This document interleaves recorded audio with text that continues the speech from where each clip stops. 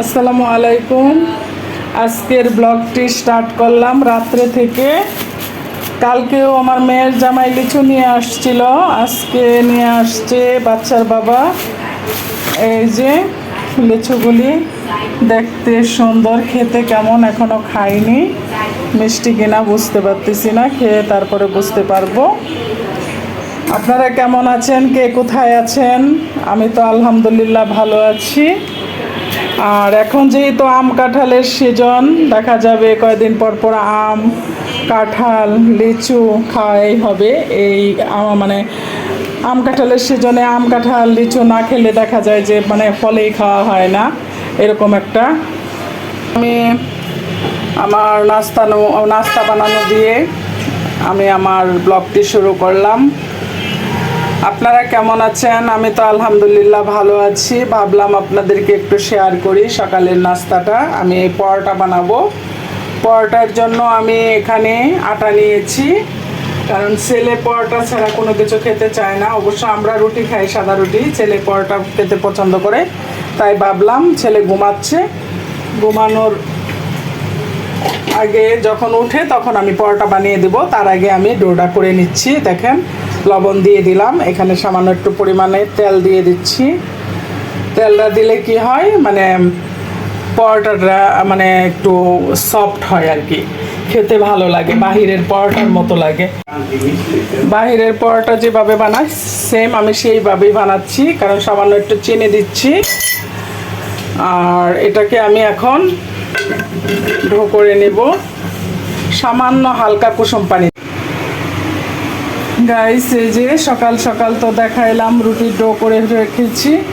এখন মধ্যেখান দিয়ে মেয়ে বলতেছে ভাত খাবে, সে সকালে ভাতের নাস্তায় সে পছন্দ করে। এখন ডিম ভেজে দিচ্ছি, সে ডিম ভাজা দিয়ে খাবে ভাত।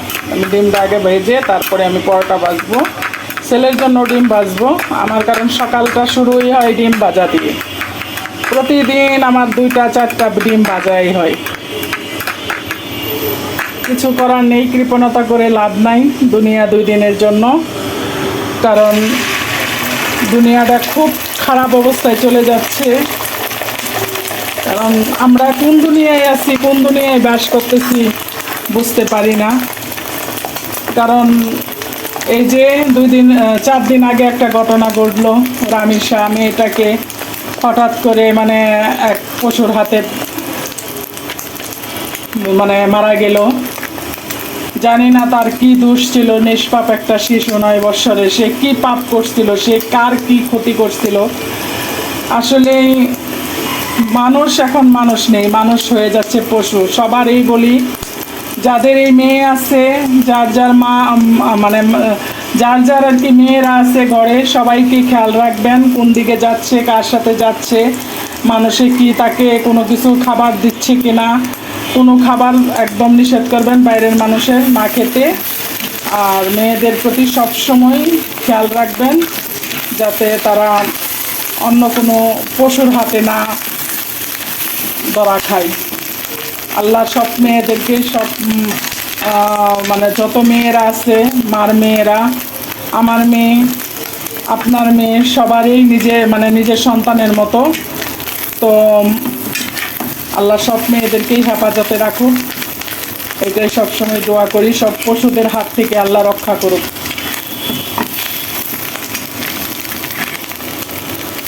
আমার মেয়ে প্রতিদিন সকালবেলা বাচ্চারা কোনো কিছু খেতে চায় না, তারা অনেক পরিমাণে গ্যাস, ঢাকা শহরে গ্যাস পাওয়া যায় না, গ্যাসের জন্য মানুষের হাহাকার। কিন্তু আমার বাসায় গ্যাসের অভাব নাই। কার কার গ্যাস লাগবে আমাকে কমেন্টস করবেন, আমি সবাইকে মানে ডেলিভারি দিব বিনা ফ্রিতে, কোনো টাকা লাগবে না। এই যে আমি ডোটা করে রেখেছিলাম, দেখেন কি সুন্দর হয়েছে, একদম সফট। আগে ভাগে ড্র করে রাখলে কি হয়, রুটিটা মানে পরোটাটা অনেক সুন্দর হয় এবং খেতেও মানে একদম সফট লাগে। তাই আমি সবসময় পরোটা বানাই যেদিন, তার আগে আধা ঘন্টা আগে আমি এরকম করে রেখে দিই ডো করে, তারপরে আধা ঘন্টা পরে বানাই পরোটা।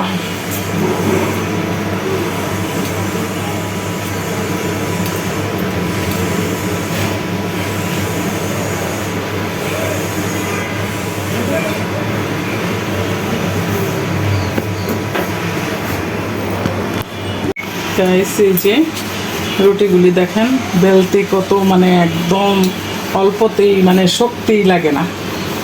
এই যে আমি একটু তেল দিয়ে যেহেতু পরোটা বানাবো তেল দিয়ে এটা ভালোভাবে মাখিয়ে নিয়েছি। এখন আমি এটাকে বাস করে বেলে নিব, কারণ এইভাবে পরোটাটা বাজলে আমার ছেলে খুব পছন্দ করে, মনে করে বাহির থেকে আনা যে পরোটাটা যে স্বাদটা সেই স্বাদটা সে পায়, তাই আমি এটা চেষ্টা করি এইভাবে বানাইতে।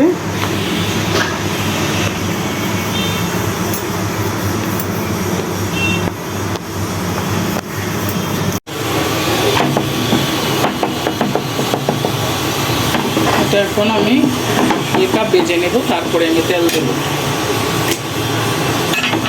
গাইস দেখেন রুটিটা কি সুন্দর হয়ে একদম ফুলে উপরের দিকে উঠে গেছে। এই যে আমি এখন এটাকে তেল দেব, একটু সাইড করে রাখি।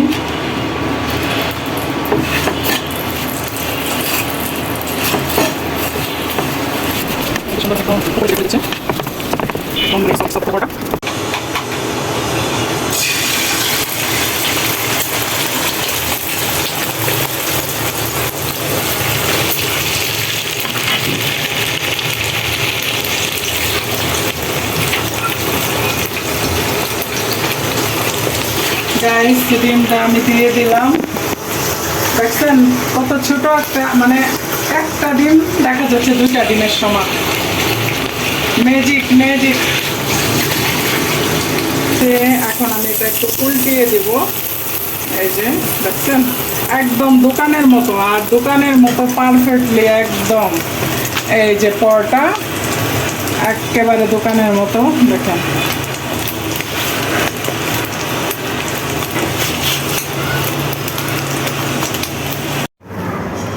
গাইস এই যে নাস্তা নিয়ে বসে গেলাম, সকালের ডিমার পরোটা ছেলেকে খাওয়াই দিচ্ছি, আমি নিজেও খাবো। এই দেখেন একদম পরোটাগুলি কেমন হয়েছে, একদম বা মনে হচ্ছে যে মানে দোকানের পরোটার চেয়ে আরও বেশি সুন্দর হয়েছে আমার পরোটা। এই যে দেখেন একদম নরম তুলতুলে। বৃষ্টি হচ্ছে না, হয়তো বা কোথাও হচ্ছে, এত পরিমাণে বাতাস, মানে বাতাস মানে বাতাস না, এমন বাতাস ধুলাবালি সাদা হয়ে যাচ্ছে বাতাসের সাথে সাথে। আর আকাশটা দেখেন কি মেঘলা, এখনই হয়তো বা বৃষ্টি আসবে। এই যে দেখেন কি সুন্দর একটা ওয়েদার, বৃষ্টি পড়তেছে বাইরে। আর আমরা রান্না করব আজকে ইলিশ পোলাও। এই যে ইলিশ ভিজিয়ে রাখছি, আর পেঁয়াজগুলি আমি কেটে নিচ্ছি। এখানে অবশ্য কি আমি দেখি, এটা হলো ইলিশ মাছের ডিম, এটাও সাথে দেওয়া হবে। আমি কালকে একটু ডিপে রেখে দিয়েছিলাম, এই জন্য ভাবলাম যে গন্ধটা যাতে আলাদাভাবে না আসে, এই জন্য আমি একটু পলিথিন দিয়ে ঢেকে রেখেছিলাম। আর এখানে আমি পেঁয়াজগুলি কেটে নিচ্ছি ইলিশ পোলাওয়ের জন্য ব্যবস্থা করব। আর এখানে আমি আদা রসুন ব্লেন্ড করা ভিজিয়ে রেখেছি। আর এখানে গরুর গোস্ত আর দুধটা ভিজিয়ে রেখেছি, টক দই বানাবো। দেখতে থাকেন পুরো ভিডিওটা না টেনে, আমার ভিডিওর পাশে থাকবেন। এই সাইডে কেটে নিচ্ছি।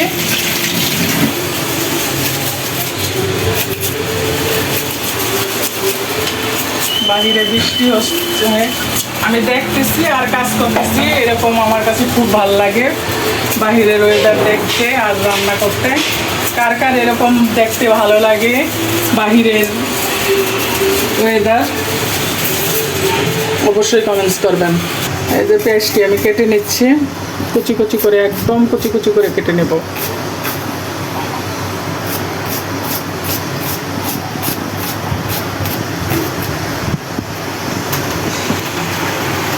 খুব জোরসে বৃষ্টি।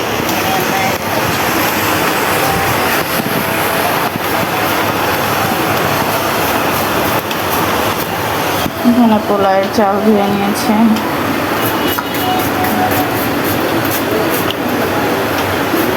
ভাতের পানি গরম হচ্ছে।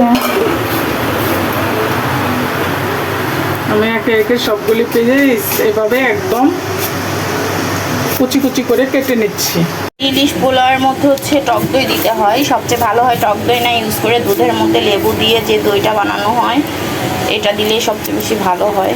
তো এখানে দুধ নিয়েছি 1 কাপের তার মতো। পরবর্তী মানে ভিনেগারও দেওয়া যায়, লেবুর রস না যদি দইয়ের মধ্যে দিয়ে দিচ্ছি লেবু। দই হয়ে যায়।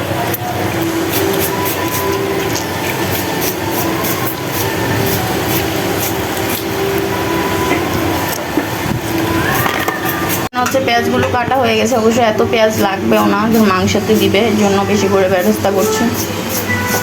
এখন এখান থেকে অর্ধেক হচ্ছে আমরা ব্লেন্ডার করে নিব। করতে আসলে তেমন কোনো মশলা লাগে না, জাস্ট হচ্ছে পেঁয়াজ আর কাঁচামরিচ বাটা লাগে। তার সাথে হলুদ যাবে না, শুধু মরিচের গুঁড়া সামান্য, ধনিয়ার গুঁড়া আর জিরা আর সামান্য একটু আদা রসুন বাটা আর টক দই। তো এইখানে হচ্ছে আমরা আগের থেকেই কেটে রেখেছিলাম, ব্লেন্ডার করে নিচ্ছি। আমি কুচি কুচি করে কেটে রেখেছিলাম। আর একটু হয়েছে। এখন এটার সাথে কাঁচামরিচ দিয়ে দিব।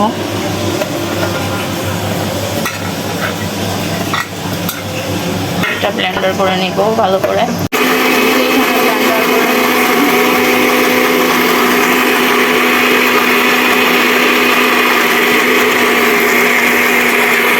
বেরেস্তার জন্য পেঁয়াজগুলো ভেজে নিব।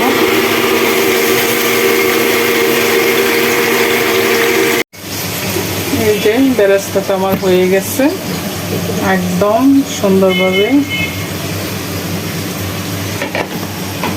গাইস দেখেন, এদিক থেকে পেঁয়াজ বেরেস্তা করতে করতে আমার ঘুম চলে আসতেছে। এত সময় লাগে পেঁয়াজ বেরেস্তা হতে, আরও ইন্ডাকশনে প্রচুর টাইম লেগে যায়, ঘুম চলে আসে। এখান থেকে আমি পেঁয়াজ বেরেস্তাটা করে নিয়ে আমার আম্মু হচ্ছে আমার ভাইকে গোসল করিয়ে হচ্ছে নামাজে পাঠাবে, যেহেতু আজকে শুক্রবার জুম্মার দিন। তো ওকে নামাজে পাঠানোর জন্য গিয়েছে। আমি এদিক থেকে বেরেস্তাটা রেডি করে নেব। আর এখান থেকে তো সব দেখিয়েছে, এখানে চালের পানিটা ঝরিয়ে নিচ্ছে, মাছের ডিমটাও ভিজিয়ে রেখেছে, তার সাথে মাছটাকেও মানে পানি ঝরিয়ে ভিজিয়ে রেখেছে। তো এই আর কি, আর গরু গোস্ত রান্না করা হবে, এটাই আজকের রেসিপি। তো দেখতে থাকুন। দেখেন ফাইনালি বেরেস্তার কালার এসেছে। আমি অনেক সময় ধরে এই বেরেস্তাটা, এই যে এখন এটাকে আমি উঠাবো। এই যে ব্লেন্ডার করে রাখা এখন আদা রসুনটা, আমরা ইলিশটা এটাতেই রান্না করব, বেরেস্তার মধ্যে রেখে দিয়েছি। এখন মশলা কষানো হবে ইলিশের জন্য। আমরা যেহেতু মরিচ ব্লেন্ডার করে দিয়েছি, তো মরিচের গুঁড়াটা আর দেওয়া লাগবে না, কারণ এটা তো অত ঝাল ঝাল হয় না। এটা সাদা হবে আর ঝালও হবে না এতটা, নর্মাল পোলাওয়ের মধ্যে ইলিশটা থাকবে আর কি। ইলিশ মাছে এমনিও তো মানে কোনো মশলা ইউজ করে না, আদা রসুন সামান্য একটু আদা রসুন দেখছি সব রেসিপির মধ্যেই দেয়, আমরা দিব না। আমাদের ভালো লাগে না আদা রসুন ইলিশ মাছে, জিরা আদা এগুলো আমরা পছন্দ করি। আদা রসুন দিলে ইলিশ মাছের কোনো গ্রানেই থাকে না। সেটাকে একটু ভালো করে কষিয়ে নিই, তারপর এর মধ্যে ধনিয়ার গুঁড়া দেওয়া হবে শুধু, আর লবণ দেওয়া হবে স্বাদ মতো লবণ। আর একটু দাও ধনিয়ার গুঁড়া।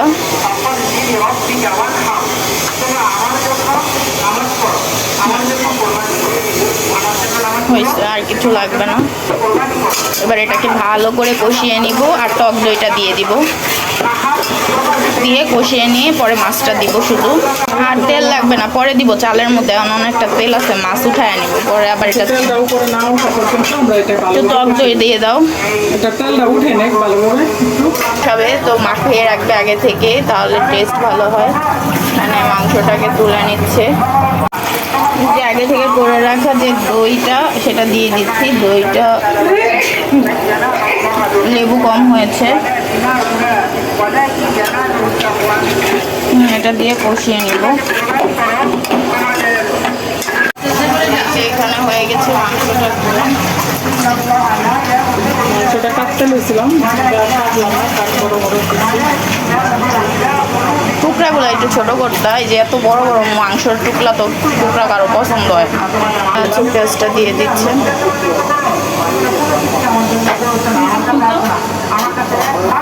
এই যে এটা পুরো বরফ হয়ে আছে, একদম বড় হয়ে আছে।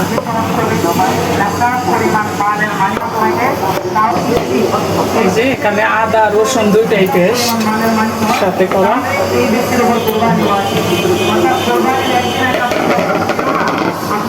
সেদিন আমি মাছটা ভালো করে ধুয়ে রেখেছিলাম, আসলে ভুল করেছি একটা, আসলে মানে মাথায় কোনো প্ল্যানই ছিল না আমরা ইলিশ পোলাও করবো। মেয়ে হঠাৎ করে বলতেছে তার ইলিশ পোলাও খেতে ইচ্ছে করছে, এই উদ্দেশ্যে ইলিশ আনা, কিন্তু আমি আসলে মাথায় কাজ করেনি, আমি কেটে ফেলছি, মানে ছোট ছোট করে কেটে মধ্যে দিয়ে কাটা ফেলে মানে ইলিশটা কেটে ফেলছিলাম।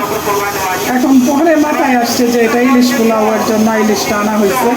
আচ্ছা যাই হোক গাইস, দেখেন মাছটা একসাথে বরফ হয়ে আছে, আমি মাছটা ভালো করে ধুয়ে রেখেছিলাম, অনেকভাবে দিয়ে দিয়ে মানে মশলার মধ্যে দিয়ে দিচ্ছি, একটু গরমে এটা ছুটে যাবে। সরিষার তেল উপর থেকে দিয়ে দাও মাছের মধ্যে।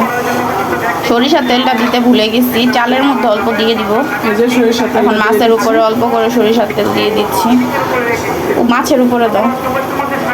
হ্যাঁ হয়েছে। এখন এটা ঢাকনা দিয়ে ঢেকে রাখি, ছুটে যাক, তারপরে হচ্ছে আস্তে ধীরে নাড়া দিয়ে ঢেকে দিচ্ছি। স্বাদ মতো লবণ,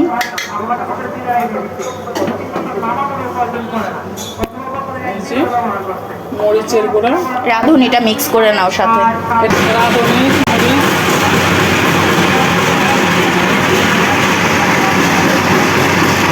আরে বাবা যে শব্দ শুরু হয়ে গেছে, কিছু শোনা যাচ্ছে না গাইস, দেখেন অবস্থা। ধনিয়ার গুঁড়া দিয়ে দিচ্ছি 2 চামচ, হলুদের গুঁড়া দিয়ে দিচ্ছি 1 চামচ, এখানে হলুদ জিরা গুঁড়ো,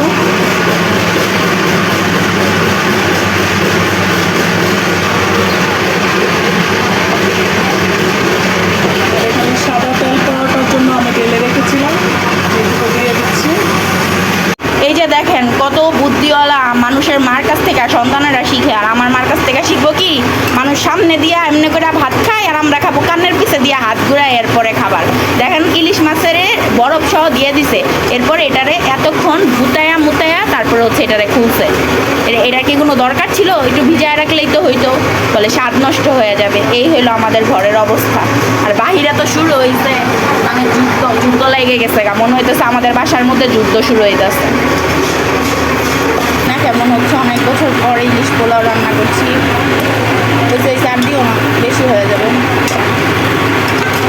চালটা দিয়ে দাও।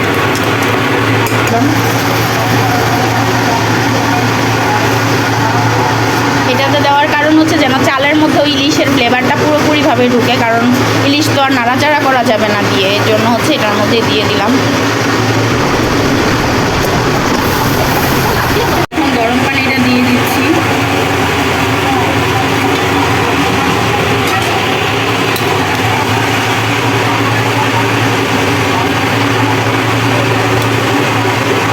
স্বাদ মতো লবণ দিব, কিছু আস্ত কাঁচামরিচ,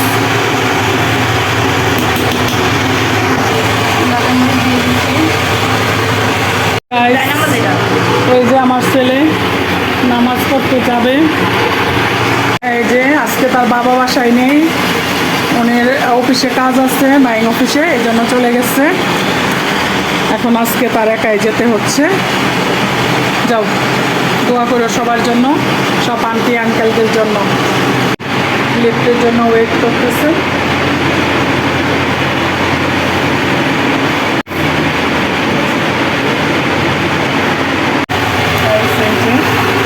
ইলিশ পোলাওয়ের পানিটা শুকিয়ে গেছে, এখন রেখে দেওয়া হবে কিছুক্ষণ। এই যে ইলিশ পোলাওয়ের লুক, খাবারটা দেখেছেন কত সুন্দর হয়েছে। চালটাও সেই সুন্দর, তাই না? সেই সুন্দর একদম, মানে এখন আমি অর্ধেক রাইস এটা উঠাই, হলো- মাঝখানে হচ্ছে ইলিশটা দিয়ে আরো 5-10 মিনিট ভাপে দমে রাখবো, তাহলে কারণ চাল সিদ্ধ হয়ে গেছে।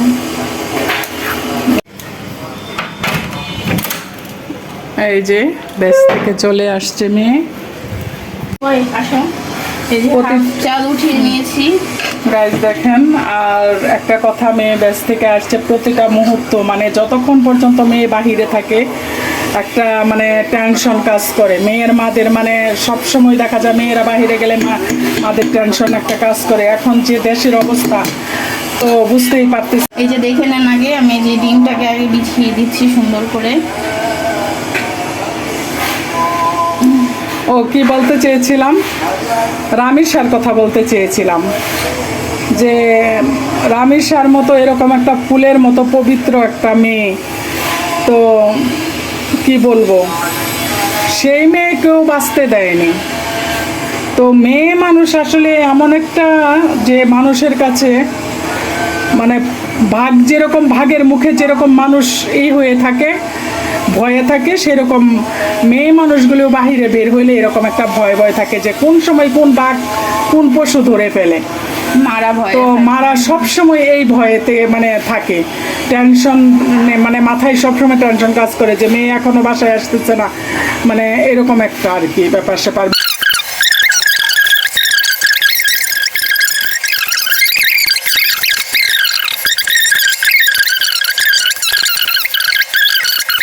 গাইস, বেরেস্তাটা দিতে ভুলে গিয়েছিলাম, এখন আমি উপর থেকে বেরেস্তাটা দিয়ে দিচ্ছি।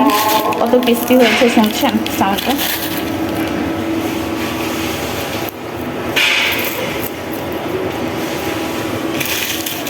গরু মাংসটা হয়ে গেছে সিদ্ধ, এটা আলু দিয়ে দিবে।